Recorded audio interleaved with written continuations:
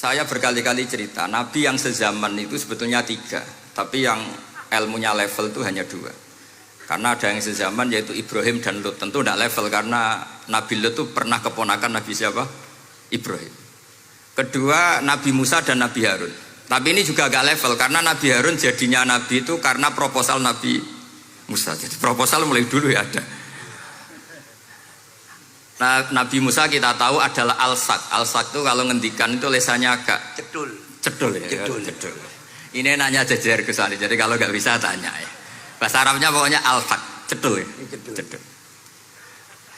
Karena masyhur ya kita tahu cerita itu Musa yang kecil itu beling. Jadi nak digendong Fir'aun itu dicabuti jenggote.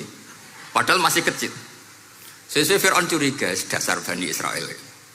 Lama-lama dia memutuskan sepatah ini aja ini jelas darah-darah Israel. Kita tahu Fir'aun adalah orang Kipti, orang Mesir. Setelah berkali-kali gitu terus tanya gini sama Asia, ini anak ini sudah bisa mikir, memang dasar Bani Israel jadi gak suka orang Kipti. Orang bah cah cilik biasa gak masalah. Singkat-singkat terus dites ada jamroh, ada bara api sama apel. Sebetulnya Musa ini sudah tahu mau ngambil apel, tapi kalau dia ngambil apel dibunuh sama Fir'aun berarti bisa membedakan. Akhirnya sama Jibril diarahkan ngambil apa? Api jamroh tadi. Akhirnya agak ditelan terus menjadi lesannya apa? Cedul. Sampai sepuh jadi nabi tetap begitu. Makanya beliau ngendikan Rabbi shrah li sadri wa yassir li amri wahlul 'uqdatam min lisani yafqahu qawli. Terus proposalnya itu tadi waj'al li waziram min ahli Haruna akhi. Sebagian ayat lebih jelas lagi yaitu wa akhi Harun huwa afsahu minni lisanan fa arsilhu ma'iyya rid ayyusaddiqun. Jadi dan saudara saya Harun lebih fasih berbicara daripada saya. Jadi kualitas ilmiahnya bagus Musa tapi jubirnya itu Harun. Ya kira-kira kayak Mbah Lim dulu. Iya Mbah Lim. Iya. Jadi ini saya jubirnya Gus Ali, saya Harun, ini Musa. Maksudnya kaya karena sudah ada nabi. Singkat cerita karena Musa itu agak alsak sehingga Harun ini ya nggak levelnya. Padahal sezaman sehingga ya nggak pernah bantah-bantahan, nggak pernah adu argumen. Yang benar-benar nabi sezaman dan kemudian sering adu argumen adalah Isa dan Yahya. Kita tahu umurnya ya imbang, kualitas al-mazaya wal wa'il juga imbang. Nabi Isa kita tahu wa yukallimun nasa fil mahdi wa kahla. Mulai kecil bisa ngendikan ya sudah pinter. Nabi Yahya kita tahu ya Yahya khudil kitaba biquwah wa atainaul hukma sabiyya. Jadi sama-sama pinter. Wa hananan min ladunna wa zakah wa kana taqiyya. Itu dua beliau ini menjadi satu manhaj besar dalam Islam. Itu kalau main ke salah satu kampung, itu Nabi Isa tanyanya aneh. Aina syirarun nas? Orang-orang yang jelek-jelek itu di mana? Orang-orang fasik itu rumahnya mana? Kalau Nabi Yahya tanya, aina khiyarun nas? Orang-orang baik itu di mana? Akhirnya dua beliau ini saling berargumentasi.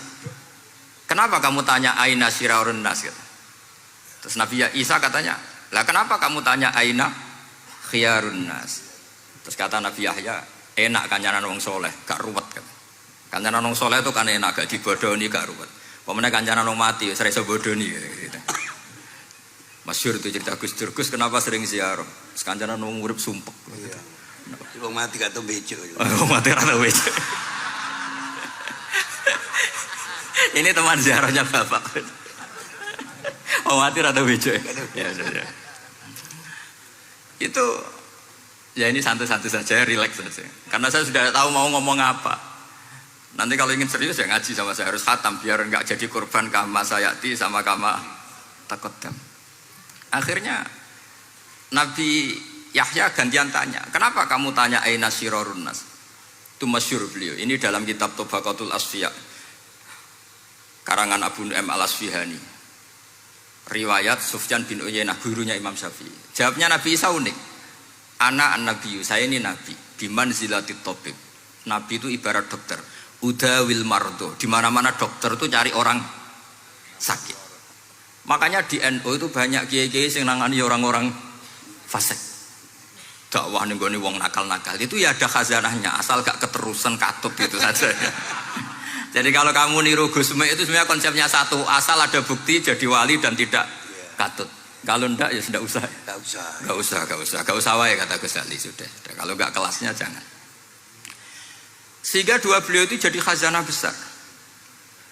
Misalnya Anda jadi kiai di daerah-daerah yang Islamnya sudah maju. Mungkin Anda ini hanya mendapat fasilitas dari Islam. Makanya saya sendiri secara pribadi, misalnya kecelok pinter, tah ranking, tah juara musabaqah tilawatil Quran, kadang dari sekian prestasiku untuk umroh mendapat. Karena kita punya prestasi di daerah yang prestis. Sementara teman-teman kita, makanya ini kalau ada santri progresif yang nggak pinter, tak kasih ijazah, tak kasih support. Barokahnya tidak pinter, akhirnya hidup di daerah tertinggal. Barokahnya hidup di daerah tertinggal, Anda muassisul ma'had, Anda muassisul masjid. Sing prestasi hanya mendapat dari negara, yang tertinggal malah memberi kontribusi. Akhirnya apa? Lama-lama ini yang prestasi coro Jawa ngatok tomak. Saya dapat apa? Sementara yang di desa tertinggal, saya bisa memberi apa? Sehingga Allah bikin wong bodoh itu ya ada rencana besar kira-kira. Jadi mau orang bodoh itu gak ada orang-orang santri yang hidup di daerah-daerah apa? Tertinggal. Aman golek prestasi, golek umroh, terus ambisi ngimami masjid haram barang. Terus kapan dakwahnya? Karena yang diburu itu mendapat, bukan memberi. Ini bahaya sekali bagi Islam. Sehingga tradisi guru-guru kita, nah santri pinter ya dilem, santri bodoh ya dilem, santri bulet ya dilem, santri setengah bulet ya dilem, sekabeh kaulane pangeran. Kok ana hikmahe dhewe-dhewe kata cerita. Tapi ini bukan justifikasi atau melegitimasi kenakalan anak-anak Anda. Ini mau cerita ilmiah.